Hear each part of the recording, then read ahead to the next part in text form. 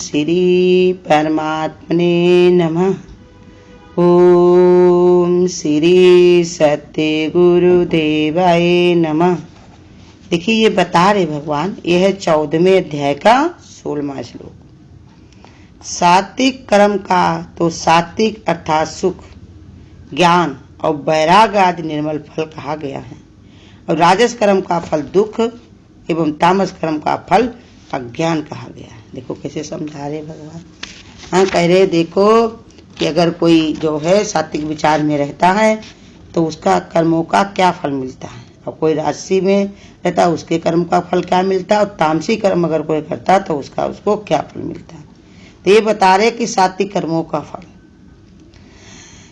शेष कर्म का फल सुख, ज्ञान और वैराग आदि सतोगुण की प्रधान वृत्तियां बताई गई हैं। का जो सतोगुणी होता है तो हमेशा वो सुख से भरा रहता है। सुख माने उसके अंदर परम शांति और संतोष रहता है। ज्ञान माने उसके अंदर ऐसी दृष्टि रहती है जैसे एक पढ़ा लिखा इंसान हो, कहीं भी चला जाए तो उसको भ्रमने और भटकने का डर नहीं रहता। उसके माता पिता भी कहेंगे बच्चे के, अरे वो तो पढ़ा लिखा होशियार है, कहीं भी वो जा सकता है।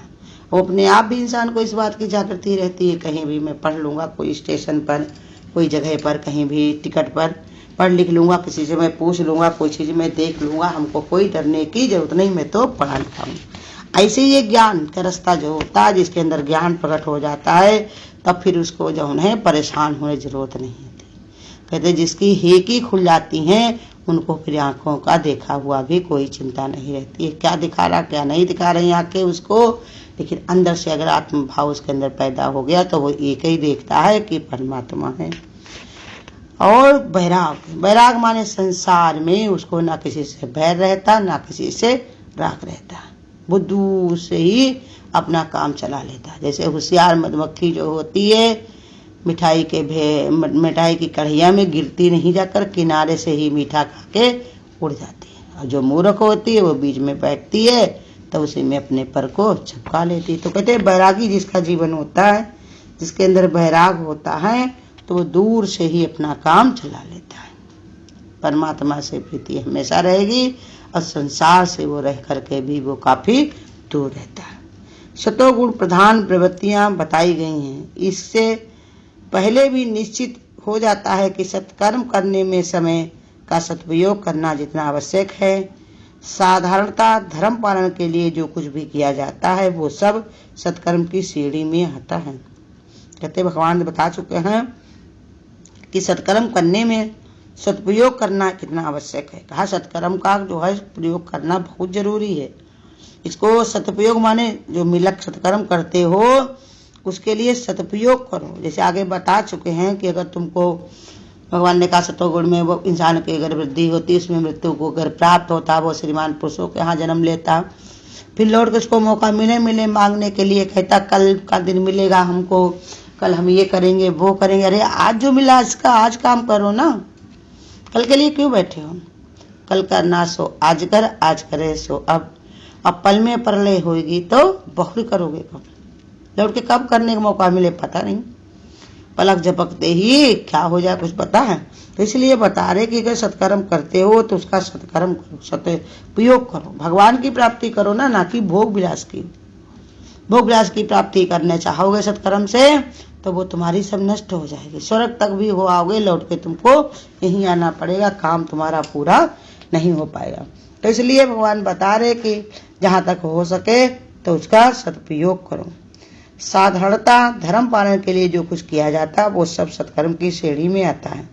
धर्म क्या है इस विषय में भगवान तरह तरह से समझाते हैं कि सद्गुणों को धारण करने की शक्ति, क्षमा, इंद्रियों का दमन, यो चोरी न करने वाले का स्वरूप, स्वभाव, आंतरिक और बाहरी शुद्धता, इंद्रियों को विषयों में प्रवृत्त न होने देना, शुद्ध बुद्धि, विद्या प्राप्त करने की चेष्टा करना, सत्य और क्रोध रहित होना, ये धर्म के लक्षण हैं। आचरण में इसका प्रयोग करने में चित्त और शरीर में सत्वगुण की प्रधानता होने लगती है। कैसे समझा रहे भगवान कि देखो कोई बहुत कठिन नहीं, वो सब तुम्हारे अंदर ही है, कहीं बाहर से कुछ नहीं लेना है। कैसे कहते कोई स्वभाव तुम्हारा ऐसा ना बने कि चोरी करने का। ये समय भी जो हमको मिला है अगर मैं मेरे में लगाते हैं, अपने में ही इच्छा कामनाओं में डालते हैं, तो ये समय हमको भगवान से छुड़ाना ही हुआ, भगवान से आंखों को हटाना ही हुआ। आंतरिक और बाहरी शुद्धता, जब तुम्हारा अंतःकरण शुद्ध रहेगा तो बाहर भी शुद्धता फैलेगी। संत महात्माओं ने अपने को देखो कितना शुद्ध किया, तो संसार में उनका ही कितना प्रकाश फैला हुआ। आज शरीर उनके न होने पर भी सब उन्हीं का ही ध्यान विचार करते हैं और अपने को सिद्ध करते हैं। इंद्रियों को विषयों में प्रवृत्त ना होने देना, कहते इंद्रियों का तो स्वभाव है वो विषयों में बार बार लग जाएंगी, लेकिन जो भगवान ने कहा भगवान की ओर चलने वाला जो होता है सत्वगुणी इंसान, सत्य पुरुष जो होता है, तो वो अपनी इंद्रियों को प्रवृत्त नहीं होने देता। कैसे? उनमें फंसता नहीं है। कोई काम अगर हुआ तो करके उसको छुट्टी करता है। शुद्ध बुद्धि, उसकी बुद्धि कैसी होती है? शुद्ध होती है, और शुद्ध ऐसी होती है कि कोई अशुद्ध नहीं कर सकता। संसार की जितनी बुद्धियां हैं वो शुद्ध होती हैं, अशुद्ध होते भी देर नहीं लगती, मिनटों में ही परिवर्तित हो जाती हैं। संसार अभी तुम्हारी तारीफ करने लगे तो तुम्हारे जैसा कोई नहीं, तो बढ़िया, अच्छा है भगवान, बहुत अच्छा बहुत अच्छा। अब वही कोई अगर कोई अच्छा ना लगे, कुछ कह दे, तो कहेंगे भगवान ने देखो हमको क्या दिन दिखाया, भगवान ने कहा हम दुश्मन थे भगवान के।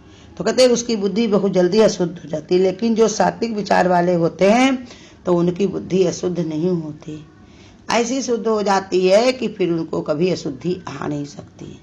जैसे गंगा का नीर होता है, उसमें कोई मिट्टी डाल दे, मुर्दा मतलब कोई गंदगी डाल दे, कुछ भी डाल दे, लेकिन वो गंगा जल अपवित्र नहीं होता, उसमें कीड़े नहीं पड़ते। और इससे भी ज्यादा शुद्ध हो जाता है जिसका मन परमात्मा विचार से। शुद्ध बुद्धि, विद्या प्राप्त करने की चेष्टा, भले को तुम्हें ज्ञान नहीं है लेकिन चाहना तो है समझने की, जानने की है भगवान को, इसलिए उसकी चेष्टा बनी रहती है, हमेशा कुछ ना कुछ जाने, जिज्ञासु बना रहता है। सत्य और क्रोध रहित होता है, हमेशा सत्य उसके विचार में रहता, सत्य है परमात्मा, और जहाँ पर परमात्मा को देखेगा तो वहाँ पर क्रोध नहीं आएगा। वेद धर्म के लक्षण है, आचरण में इसका प्रयोग करने में चित्त और शरीर में सत्वगुण की प्रधानता होती है। कहते जितना जितना इसका अभ्यास करते रहते हो सत्वगुण की, तो तुम्हारे अंदर भगवान ने कहा चित्त में आचरण में सब शुद्धता आती रहती है। तो ये सत्वगुणी हो गया। अब रजोगुणी का कर्म बता रहे दुख, कि रजोगुणी जो होता है कर्म अहंकार से प्रेरित होकर और बहुत श्रम से संपन्न किए जाते, रजोगुणी के जो कर्म होते हैं उसके बार बार करने में मन में आसक्ति उत्पन्न होती है। उन कर्मों से जो भोग प्राप्त होते हैं वे अंत में दुखदायी होते हैं। ऐसे कर्मों से मन में रजोगुण के संस्कारों की वृद्धि होती है। व्यवहारिक दृष्टि से ये समझ लेना चाहिए कि जब भी दुख शोक चिंता विषाद आदि में मन आक्रांत होता है तो तुरंत सावधान हो जाना चाहिए कि मन में रजोगुण बढ़ा हुआ। कह रहे अपने को कैसे जानना चाहिए? जब तुम्हारे अंदर दुख शोक चिंता और विषाद ये सब रजोगुण में आने लगते। दुख क्यों होता है? कि हमारे मन का नहीं हो पा रहा, रजोगुण के कारण सब हमारी आज्ञा में रहे, सब हमारे अनुसार चले, हम जैसा कहें वैसे ही करें। तो ये जब नहीं होता तो उसको दुख लगता है। शोक भी यही है, शोक उसी का उसको रोना लगा रहता है कि हमेशा उसे दुखी होकर के वो मनाया करता है कि हमारे साथ ऐसा क्यों हुआ, भगवान ऐसा होने तुमने क्यों दिया, और उसी की चिंता भी बनी रहती है। जिसके अंदर जो गुण होता है अगर मिल जाए तो कहीं छूट न जाए उसकी चिंता रहती है, नहीं मिला तब भी चिंता रहती है कि हमको ये कैसे मिल पाए। अब विषाद माने इसी में वो पड़ा रहता है, इसी में हमेशा उसका सारा समय इसी में जाता है। दिन के 24 घंटे रात के 24 घंटे सब इसी में चले जाते हैं, इसी में ही वो परेशान रहता है। विषाद माने उसी में ही दुखी रहता है।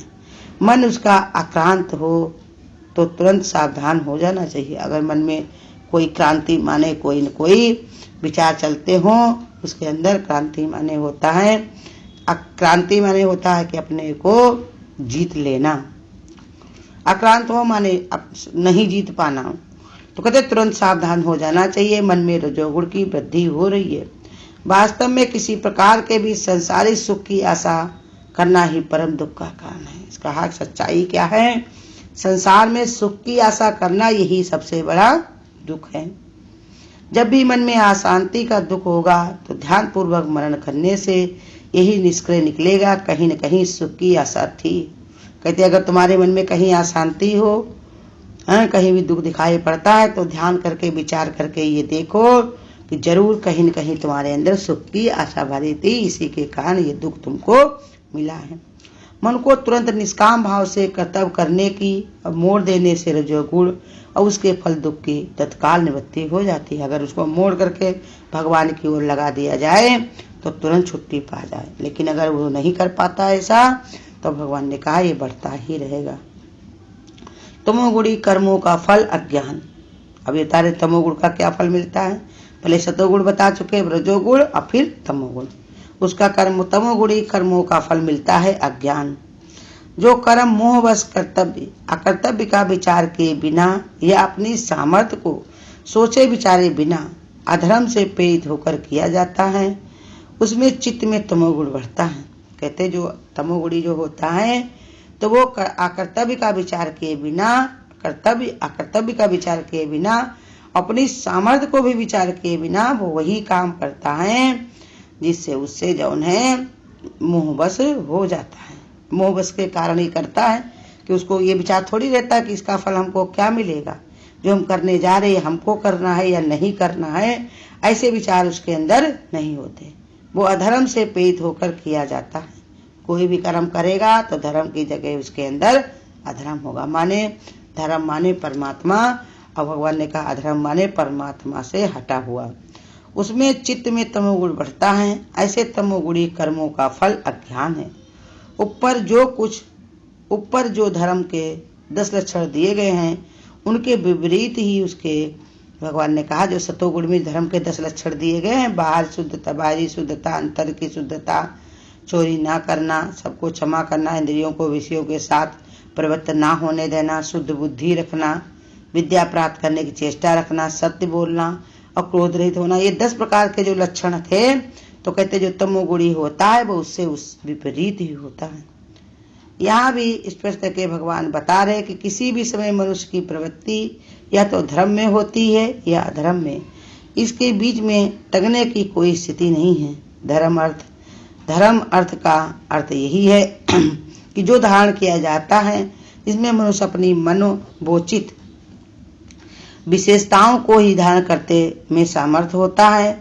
इसलिए भगवान ने बताया कि ऐसे में प्रधानता, जब कर्मों की जो प्रधानता होती है तो उसका ये भगवान ने बताया कि दुख ही अज्ञान ही इसका कारण बनता है।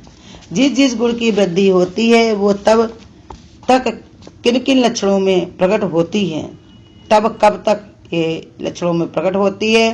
तमोगुण की वृद्धि में प्रकाश ज्ञान प्रकट होता है नहीं, ये बता रहे भगवान कि सतोगुण की वृद्धि में प्रकाश और ज्ञान प्रकट होता है और रजोगुण की वृद्धि में कर्मों में आसक्ति, अशांति, तृष्णा, लोभ इत्यादि प्रकट होते हैं और तमोगुण की वृद्धि में अंधकार, प्रमाद, मोह इत्यादि प्रकट होते हैं। इसका तात्पर्य यह है कि लक्षणों में समझ जा सकता है कि कौन से गुण की वृद्धि हुई है। भगवान हमको इसलिए गुण बताते हैं कि हम इनको जान लें, समझ लें और इनकी निवृत्ति करें, कौन से खराब हैं। जैसे गुरु कहते तुम्हारी थाली में कीड़ा आ गया है, लाइट जल रही फिर भी नहीं निकालोगे क्या, तो इसलिए समझा रहे भगवान कि तुम ये देखो कि कौन सा गुण तुम्हारे अंदर बढ़ा है और इस गुण से तुम्हारे ऊपर क्या प्रभाव पड़ सकता है और तुम्हारी गति क्या हो सकती है। बहुत मुश्किल से ऐसा अवसर मिलता है, मनुष्य देह, बुद्ध, विचार और भगवान ने कहा गुरु का ज्ञान और कर्म को सुधारने की गति, लेकिन अगर फिर भी नहीं करता है तो भगवान ने कहा हमारे लोगों के जैसा कोई मूर्ख नहीं है।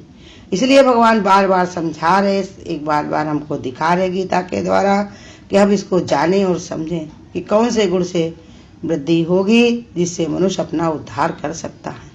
तब इसलिए हमारे गुरु सिखाते हैं कि देखो गुणों में न चलकर गुणातीत होकर के रहो, गुणों से अतीत बनो, पहले ये गुणों को जीतो, तमोगुण से ऊपर आओ रजोगुण में, रजोगुण से आओ सतोगुण में। अब एक ऐसा समय बनाओ, इतना मन निर्मल करो अपना कि सतोगुण को भी जीत करके परमात्मा स्वरूप ही हो जाओ। हरिओम। अगर आपको आज की वीडियो अच्छी लगी हो तो वीडियो को लाइक और शेयर करना ना भूलें। आगे की वीडियोस देखने के लिए चैनल को सब्सक्राइब करें और नोटिफिकेशन